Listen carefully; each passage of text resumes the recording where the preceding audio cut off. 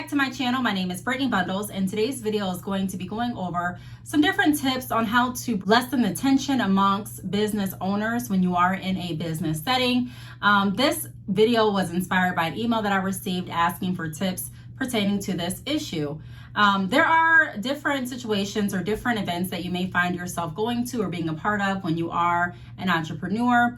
And, because you're going to be involved with different people, there can definitely be different vibes amongst the people that you're around. And sometimes I've even been in situations where I've been amongst different business owners and even people that are not business owners. And it sometimes feels like there's an unspoken sense of competition, and that may not even be your motive, and that may not be what you're on at all. So today's video is going to be on that. I think this is going to be a very useful video because the more that you are putting yourself out there, the more you are going to possibly find yourself in different situations that you may need guidance navigating through, or that you may want input on how to navigate through certain situations.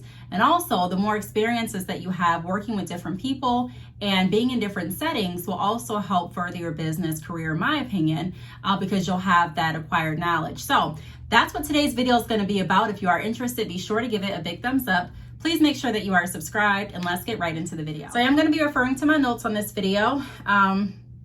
The first tip that I have in helping to smooth the ice amongst other business owners, to kind of remove the competition vibe or the competitive vibe, is to always remember, like I mentioned, that it's not a competition. So no matter what anyone else comes into the meeting or the group setting feeling or thinking, you can't control that.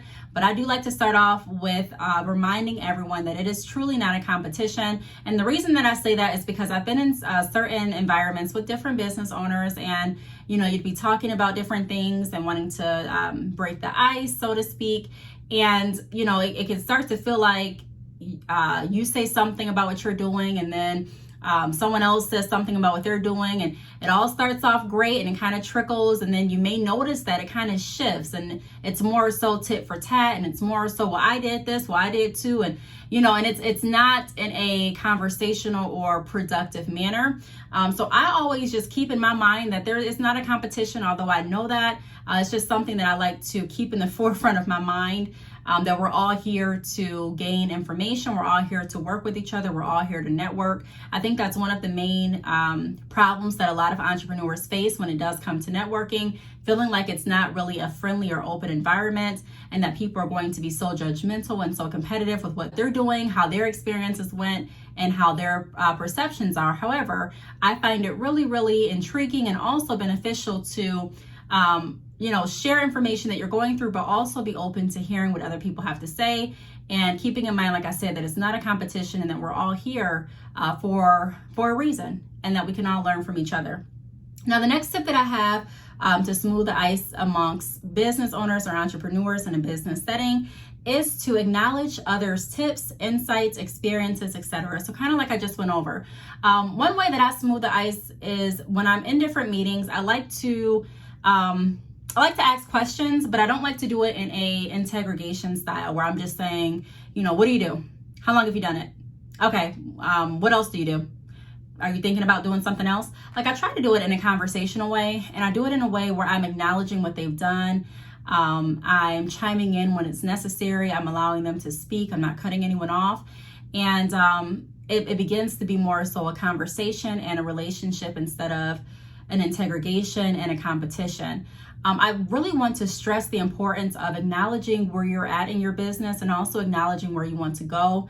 That's very important in looking at the kind of circle that you want to build for your business resources and your business connections. I always stress that it's really important to have a clear outline of what you want out of your business and where you're planning on going. That way you can really align all of your actions to get you closer to what you're actually wanting. So like I said, some of the things that I do would be acknowledging what they've said. So once they answer a question, not just shooting back with another question, but acknowledging, maybe giving props, maybe asking for their advice, sharing your advice, and things like that. Also, the next tip that I have is check your tone. Sometimes I said the right words, but I said them in the wrong way. And being an entrepreneur, I've try to challenge myself to pay attention to how I speak. And that's why I feel that YouTube is so beneficial, and also my podcast, because I can really re-listen to some of my videos and also some of my podcast episodes. By the way, if you haven't checked out my podcast, please do so. It's the Brittney Bundles podcast. It's right below this video. And also below this video, I do have a link to my Patreon account where I go over motivational sayings, different motivational tips. I actually just posted a daily productive schedule that has helped me and others that I've shared it with. Different girl talk videos, life videos, and different things like that. So be sure to check out my Patreon and also my podcast. But what I was saying is, I'm able to go back and listen to my podcast episodes and also my videos to acknowledge the growth and to see how far I've come and where I want to go with my speech and with my tone. It's not what you say all the time, it's really how you say it. I've seen different conversations and different interactions in the business realm go completely left, again, not because of what they said, but how they said it. And you may not even have the intention of saying something arrogantly or saying something sassy or rude or anything like that, but it can come off that way in your tone. So what I would recommend doing to that is recording yourself speak. You don't necessarily have to have a YouTube channel. You don't necessarily have to have a podcast, but if you have a cell phone and if you have a record button, record yourself speak, or if you have a recorder, record yourself speak. Sometimes I even say conversations back to see how it sounds. So I may say, and of course the other person isn't there, but I may say, no, not today. And I may say it, and then I'll go back and listen to it and I'll see, okay, how did my tone sound when I said not today? And although I'm recording it after the conversation or before the conversation, there's a chance that my tone could be different once I'm actually communicating with whoever I'm going to be communicating with. It's also a good practice tip, in my opinion, to go back and listen to how you speak and also work on improving your tone and also work on how you position your words. I am not an English instructor. I am not an English teacher. I don't have all of my grammatical positions correct in writing nor in speaking. However, I do want to make sure that the way that I speak doesn't come off rude or offensive, and that my tone is really describing how I'm feeling and describing what I'm wanting to get through, and it's not coming out as something that I don't want it to come out as, if that makes sense. Although you can't control how anyone interprets anything, I like to focus on what I can control, and I can control becoming better with my speech and also the way that I say things, my tone. The next tip that I have is build rapport to smooth the ice.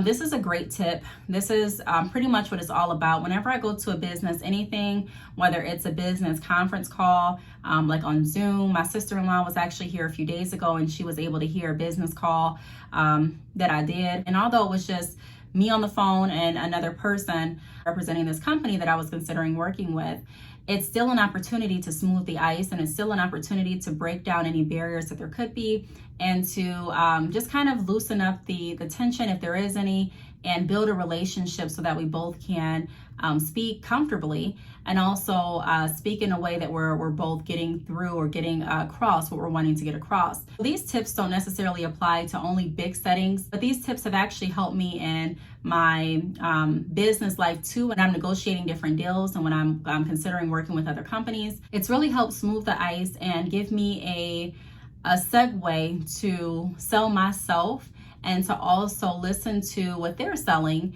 or what they're offering to see if it's going to be a good fit and if we're going to be able to work together. So building relationships, one of the ways that you can build relationships and conversations in big group settings or in smaller settings would be to, like I mentioned, ask questions, check your tone, acknowledge, give compliments. And when I say give compliments, you don't necessarily have to just overflood the room with compliments to the point that it kind of feels corny or fake or like you're trying too hard. But if there's something that has been said, or if there's someone that you really respect, or if there's something that someone is doing that they've done a really great job at, or that you find intriguing, I always use that as an opportunity to build relationships and to tear down that tension in the room if there is any. A lot of people like to talk about themselves. That has never changed, and I don't know if it will change. So if you are looking for a way to start a relationship or start a conversation, a way to do so is to also talk about that person. And like I said, we don't want to get into the habit where we're interrogating anyone, but we do want to get in the habit of making sure that we're acknowledging and that we're also being engaged and that we're asking intentional questions And we're also using the answers to build our relationship with that person or with that organization further. And then the last tip that I have, my phone just locked on me, so let me go back in it.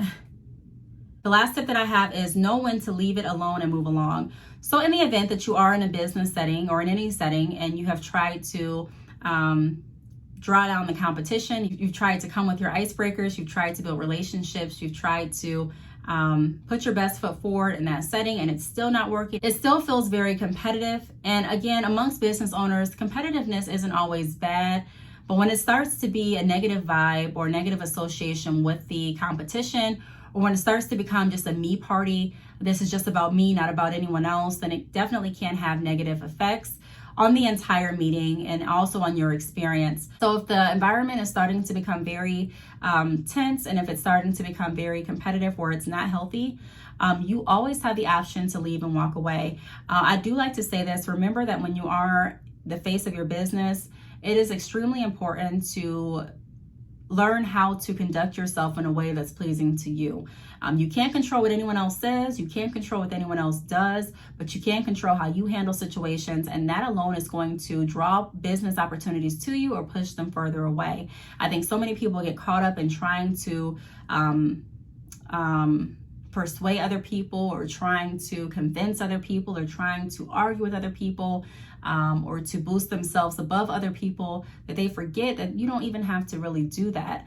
A lot of people are going to pick up on your character, like I said, by the way you conduct yourself, not by what others do or what others say, but how you conduct yourself and how you handle situations and how you're able to rise above. So if you're ever in an uncomfortable situation, you have an option to stay in the situation, ignore it, and see what you can get out of it. And you also have the option to leave.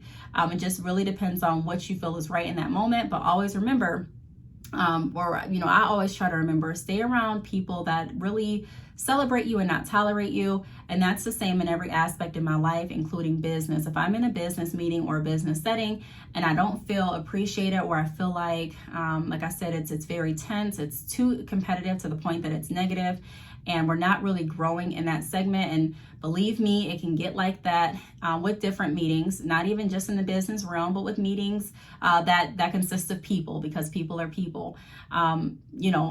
Weigh your options, but never forget that you have an option to remove yourself. So I really hope that these tips helped. Again, this video was inspired by an email that I received, and the email was just asking for tips on situations like this, how to cut the ice in different business settings, how to kind of tear down that competitive negative vibe and things like that. And I share the tips that I've used and the tips that I would recommend you trying if you find yourself in a position like that. If you do have any additional questions, feel free to leave them down below. Thank you so much for watching, and I will see you all in my next video.